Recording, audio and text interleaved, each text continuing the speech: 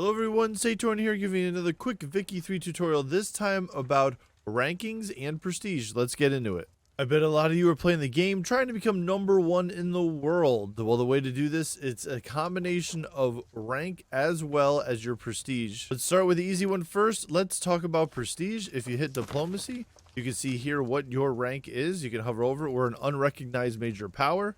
We are also ranked 12 in the world, and if we hover over the current prestige, we can see the breakdown of where we're getting it from.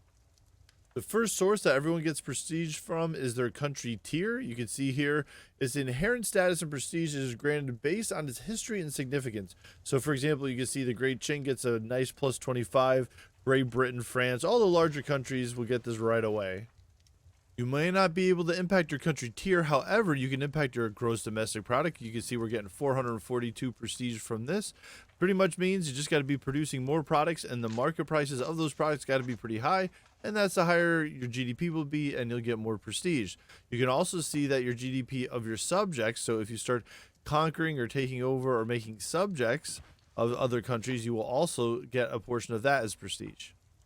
Your Army and Navy projections, you can see here, giving quite a bit of prestige. The Army projection is 89 and the Navy another 30, as well as your subjects, again, can contribute to this with their Army as well as their Navy if they have one.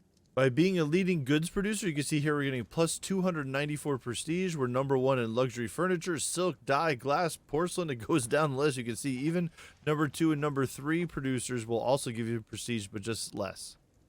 There are a lot of different buildings within the game that'll give you some prestige. For example, in Beijing, the Forbidden City is giving plus 25 prestige, as well as plus 50 authority and some legitimacy. In the technology tree under society, there are a lot of techs that you can unlock that'll give you extra prestige. So you can see a 5% bonus here for romanticism. Realism will give you another 5%. Cameras give another 5%.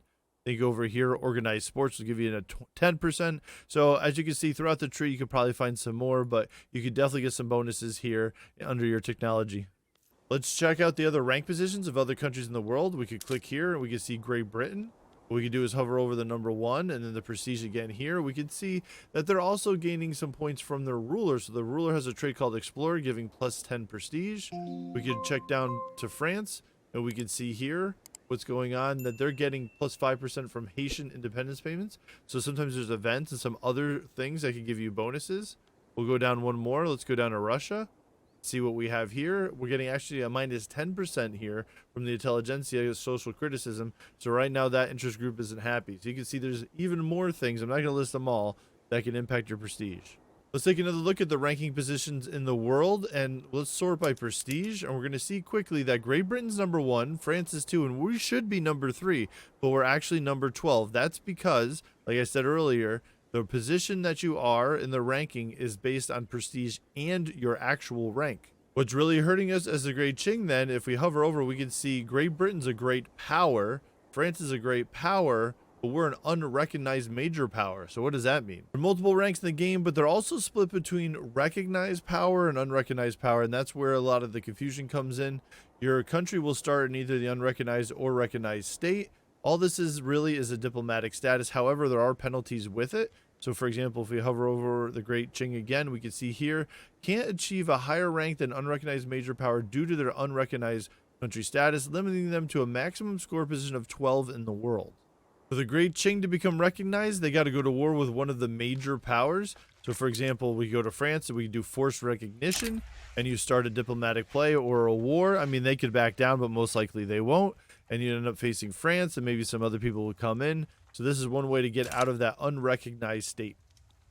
The amount of ranks of major and great powers are not static within the game. They actually will change. So for example, we could look at the Two Sicilies here. If the prestige of Two Sicilies becomes at least 240, the rank will increase to a great power. However, if it's reduced to 108 for an extended time, the rank will decrease to minor power. So this could change around a lot as you play the game.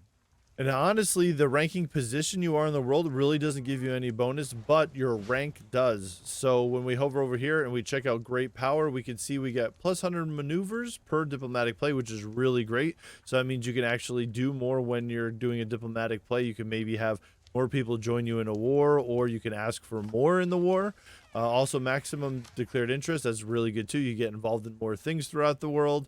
Plus 1,000 influence is awesome. You can have more treaties, just more everything going on with diplomacy, and minus 50% loan interest. And as we go down to the lower ranks, we can see you still get bonuses, but not as much. So the maneuvers per diplomatic play goes down, declared interest, influence, and loan interest rate.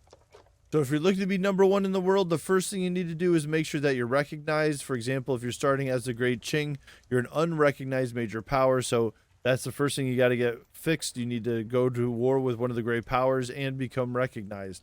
After that, you need to worry about your prestige, and there's a lot of different ways I showed you that you can get that up. Once you have one of the higher ones, you will see this will also come with your actual rank will go up, and you do want to get to a great power because the great power does give you the most bonuses out of all the ranks. I hope this quick guide gives beginner players a good understanding of rankings and prestige. Hit that like, subscribe, and notification button. They're free, and as always, For the swarm.